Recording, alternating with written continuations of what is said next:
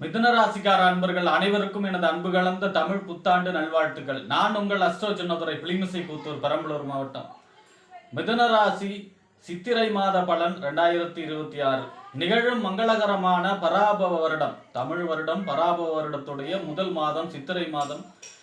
மிதுன ராசிக்காரர்களுக்கு எப்படிப்பட்ட கிரக நிலைகள் இருக்கிறது, அதனால் என்ன பலன்கள் ஏற்படும், இந்த மாதம் செய்யக்கூடிய வழிபாடுகள் என்ன, பரிகாரங்கள் என்ன என்பதையெல்லாம் பற்றி இந்த காணொலியிலே பார்ப்போம். இது போன்ற தொடர்ந்து தமிழ் மாத ராசி பலன்களை தெரிந்து கொள்ளவும், ஜோதிட தகவல்களை தெரிந்து கொள்ளவும் நமது சேனல் அஸ்ட்ரோ சின்னதுரை சப்ஸ்கிரைப் செய்து கொள்ளுங்க, லைக் பண்ணுங்க, நண்பர்களுக்கு ஷேர் பண்ணுங்க. அதாவது பார்த்தீங்கன்னா சூரியன் மேஷ ராசியில உச்சமா சஞ்சரிக்கக்கூடிய காலம் தான் இந்த சித்திரை மாசம். சித்திரை மாசம் 7ஆம் தேதி அட்சய திருதி. அட்சய திருதி அப்படின்னா எந்த ஒரு செயல் செஞ்சாலும் அது பல மடங்காக பெருகும். எந்த ஒரு புதுசா எது ஆரம்பிச்சாலும் அது வளரும் தன்மை கொடுக்குது. ஏன் அப்படின்னா ஜோதிடத்துல சூரியன் அப்படிங்கிறது உயிர் கிரகம், சந்திரன்கிறது உடல் கிரகம்.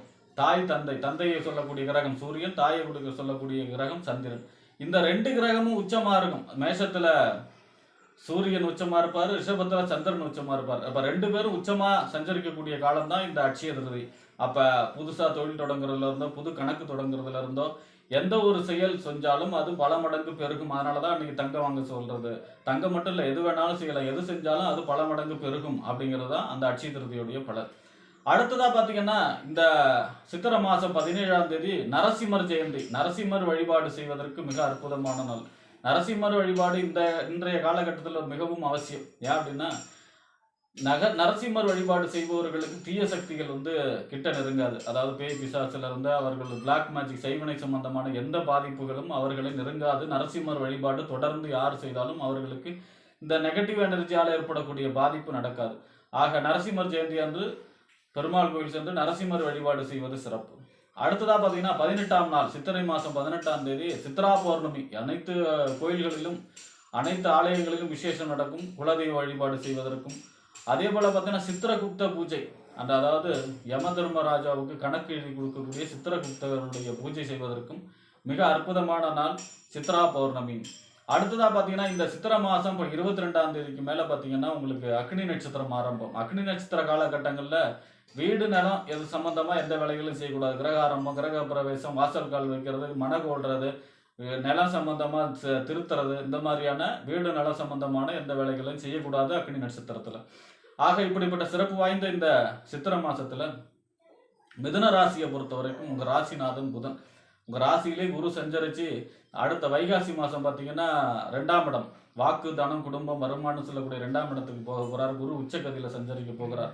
அதாவது வசந்த காலத்துடைய தொடக்கம் மிதுன ராசியை பொறுத்த வரைக்கும். ஜென்மகுரு 1 வருஷமா ஜென்மத்துல குரு வந்த பொழுதுதான் ராமர் வனவாசம் போனது, சீதை சிறை போனதும், தேவையில்லாத மன அழுத்தம் பண பிரச்சனையில கொடுத்து வந்த குரு இப்ப அடுத்த வைகாசியில பாத்தீங்கன்னா வாக்கு தனம் குடும்பம் வருமான ஸ்தானத்துல உச்சமாக சஞ்சரிக்க போகிறார். மிக அற்புதமான காலம். அதற்கான தொடக்க மாதம் தான் இந்த சித்திரை மாசங்கிறது மிதுன ராசியை பொறுத்த வரைக்கும். அடுத்ததா பாத்தீங்கன்னா உங்க ராசிநாதன் புதன் உங்க ராசிக்கு 4ஆம் இடம், வீடு வண்டி வாகனம் மனை தாயார் சொத்து சுகஸ்தானத்துக்கு அதிபதி புதன். புதன் உங்க ராசிக்கு 10ஆம் இடத்துல சஞ்சரிக்கிறார், நீச்ச கதியில சஞ்சரிக்கிறார் 17ஆம் தேதி வரை. அதாவது ராசிநாதன் 10ஆம் இடத்துல சஞ்சரிப்பது யோகம், தொழில் புகழ் அந்தஸ்து கௌரவம் ஸ்தானத்துல. ஆனா நீச்ச கதியில சஞ்சரிக்கிறதுனால பலம் இல்லை அப்படிங்கிறது அர்த்தம். அதனால 17ஆம் தேதி வரை மகாவிஷ்ணு வழிபாடு செய்ய வேண்டும். உங்களுடைய ராசிநாதன் நின்ற பெருமாள் மகாவிஷ்ணுவை புதன்கிழமையில நெய்விளக்கேற்றி வழிபாடு செய்வது உங்கள் ராசிநாதனை வலுப்படுத்த உதவும். அடுத்ததா பாத்தீங்கன்னா இந்த 17ஆம் தேதிக்கு அப்புறம் உங்க ராசிக்கு 11ஆம் இடத்துல ராசிநாதன் சஞ்சரிக்கிறார். மிக அற்புதமான டைம். அதாவது ராசிநாதன் 11ல சஞ்சரிக்கிறார்னா 11ஆம் இடம் லாபஸ்தானம், மூத்த சகோதரஸ்தானம், அபிலாஷிகள் பூர்த்தியாகக்கூடிய இடம், நெருங்கிய நட்பு வட்டாரங்களை சொல்லக்கூடிய இடம். அப்ப இந்த 11ஆம் இடத்துல ராசிநாதன் சஞ்சரிக்கும் பொழுது சகலமும் வெற்றி. அதாவது பாத்தீங்கன்னா நினைத்த காரியங்கள் எல்லாம் கைகூடக்கூடிய அமைப்பு. 11ஆம் இடம் லாபஸ்தானம், அபிலாஷிகள் பூர்த்தியாகக்கூடிய இடம். அதாவது அபிலாஷைகள்லாம் நீண்ட நாள் எண்ணம், நீண்ட நாள் ஆசைகள் எல்லாம் நிறைவேறக்கூடிய மாதம் இந்த மாதம். அதே போல பார்த்தீங்கன்னா 4ஆம் இடத்ததிபதி 11ல் இருக்கிறாருன்னா வாகனத்தை தொழிலாக செய்பவர்களுக்கு லாபமான காலம்.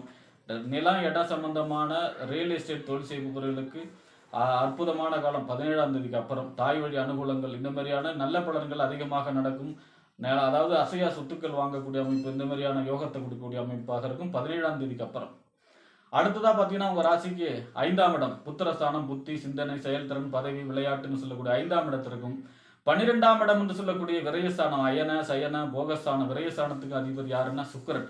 சுக்கிரன் உங்க ராசிக்கு 11ஆம் இடத்துல 6ஆம் தேதி வரை செஞ்சிருக்கிறார். அதன் பிறகு உங்க ராசிக்கு 12ஆம் இடத்துல செஞ்சிருக்கிறார். விரயஸ்தானம் அயன சயன போகஸ்தானம் விரயஸ்தானத்துல செஞ்சிருந்தாலும் ஆட்சி பெற்று செஞ்சிருக்கிறார். பொதுவா 12ஆம் இடத்துல சுக்கிரன் ஆட்சி பெறுவது யோகம். திருமணம் கைகூடும், கட்டில் சுகம் கிடைக்கும். அதே மாதிரி வெளிநாட்டு சம்பந்தமான முயற்சிகள் கைகூடும், வெளிநாட்டு யோகம் கிடைக்கும். ஏற்றுமதி இறக்குமதி தொழில் செய்பவர்களுக்கு லாபகரமான மாதமாக இருக்கும். 12ஆம் அதிபதி 12ல் ஆட்சி பெறும் பொழுது சுப செலவுகள் ஏற்படும். அதாவது வீட்டுல திருமணமோ காது குத்தோ கல்யாணம் அந்த மாதிரியான சுப செலவுகள் ஏற்படக்கூடிய மாதமாக இருக்கும். அடுத்ததா பாத்தீங்கன்னா உங்க ராசிக்கு 6ஆம் இடம் நோய் எதிரி வம்பு வழக்கு கடன் உத்தியோகம் சொல்லக்கூடிய 6ஆம் இடத்திற்கும் 11ஆம் இடம் என்று சொல்லக்கூடிய லாபஸ்தானம் மூத்த சகோதரஸ்தானம் அபிலாஷைகள் பூர்த்தியாகக்கூடிய இடம் 6க்கும் 11 கூடிய செவ்வாய் 10ஆம் இடத்துல செஞ்சிருக்கிறார். 28ஆம் தேதி வரை 10ஆம் இடத்துல செவ்வாய் செஞ்சிருக்கிறார்னா தசம அங்காரகா அப்படின்னு சொல்லுவாங்க. திக்பலம் வலுவான நிலையில இருக்கிறார். 10ஆம் இடத்துல செவ்வாய் செஞ்சிருக்கிறார்னா அரசியல்ல வெற்றி, அரசு சம்பந்தமான அனுகூலங்கள், அதே போல பாத்தீங்கன்னா தொழில பெரிய லாபம், தொழில புதிய வாய்ப்புகள் சேரக்கூடிய அமைப்பு, தொழில விரிவுபடுத்தக்கூடிய அமைப்பு, உங்களுக்கு புகழ் அந்தஸ்து கௌரவம் பதவி கிடைக்கக்கூடிய அமைப்பு, அரசியல்ல வெற்றி பெற்று பதவி கிடைக்கக்கூடிய அமைப்பு. இந்த மாதிரியான ஒரு 10ஆம் இடத்துல செவ்வாய் இருக்கும்போது தொழில் சம்பந்தமான பதவி சம்பந்தமான புகழ் அந்தஸ்து கௌரவம் உயரக்கூடிய மாதம் இந்த மாதம் செவ்வாயால. அடுத்ததா பாத்தீங்கன்னா உங்க ராசிநாதனுக்கு உங்க ராசிக்கு 3ஆம் இடம், அதாவது இளைய சகோதர ஸ்தானம், முயற்சி ஸ்தானம், வெற்றி ஸ்தானம், ஒப்பந்தம், கையெழுத்தெல்லாம் சொல்லக்கூடிய இடம் 3ஆம் இடம். இந்த 3ஆம் இடத்துக்கு அதிபதி யாருன்னா சூரியன். சூரியன் 11ஆம் இடத்துல உச்சமாக செஞ்சிருக்கிறார். பொதுவாகவே நம்ம குழந்தை பிறக்கும் பொழுது நம்ம டைம் ஃபிக்ஸ் பண்ணணும் அப்படின்னா 11ஆம் இடத்துல சூரியன் இருக்காருன்னு நிறுத்தி தான் லக்னத்தை தேர்ந்தெடுப்பாங்க. ஏன் அப்படின்னா 11ல் ஒரு ஜாதகத்துல சூரியன் இருந்ததுன்னா ஜாதகத்துல இருக்கக்கூடிய எல்லா தோஷங்களும் சூரியனை கண்ட பனி போல விலகும் அப்படிங்கிறதுனால. அப்ப இந்த மாசம் உங்களுக்கு 11ஆம் இடத்துல சூரியன் அதுவும் உச்சமாக செஞ்சிருக்கிறார். பரம உச்சம், மிகப்பெரிய நன்மை, அரசியல் சம்பந்தமான வெற்றி, அரசு சம்பந்தமான அனுகூலங்கள், அதே போல பார்த்தீங்கன்னா தந்தை வழி அனுகூலங்கள், நினைத்த காரியங்கள் எல்லாம் கைகூடக்கூடிய அமைப்பு, புதிய ஒப்பந்தம் கான்ட்ராக்ட்ல கிடைக்கக்கூடிய அமைப்பு, இளைய சகோதரருடைய அனுகூலங்கள் கிடைக்கக்கூடிய அமைப்பு. அதே மாதிரி பார்த்தீங்கன்னா 11ல் சூரியன் செஞ்சிருக்கிறாருன்னா உங்கள் ஜாதகத்திலேயே டைம் இப்போ சரியில்லைனா கூட இந்த மாதத்துல உங்களுக்கு பெருசா தீமைகள் நடக்காது. 11ல் சூரியன் உச்சமாக செஞ்சிருக்கிறதுனால. அப்ப அபிலாஷைகள் பூர்த்தியாகக்கூடிய இடம். அப்ப பாத்தீங்கன்னா நீண்ட நாளா நடக்கலன்னு நினைச்சுக்கிட்டு ஏங்கிட்டு இருந்த விஷயங்கள்லாம் இந்த மாதம் தடையில்லாமல் நடக்கக்கூடிய மாதம் தான் இந்த சித்திரை மாதம் மிதுனராசியை பொறுத்த வரைக்கும். ஆக இந்த மாதம் பாத்தீங்கன்னா 11ஆம் இடம் 10ஆம் இடம் வலுவடைவதனால தொழில் சம்பந்தமான வளர்ச்சி, புகழ் அந்தஸ்து கௌரவம் உயரக்கூடிய மாதம், அதே மாதிரி பதவி கிடைக்கக்கூடிய மாதம், உத்தியோக உயர்வு கிடைக்கக்கூடிய அமைப்பு, அரசியல்ல வெற்றி பெறக்கூடிய அமைப்பு, அரசு சம்பந்தமான முயற்சிகள் எல்லாம் கைகூடக்கூடிய மாதமாக இந்த சித்திரை மாதம் மிதுனராசிக்காரர்களுக்கு அமையும் என்று கூறி விடைபெறுகிறேன். நன்றி, வணக்கம்.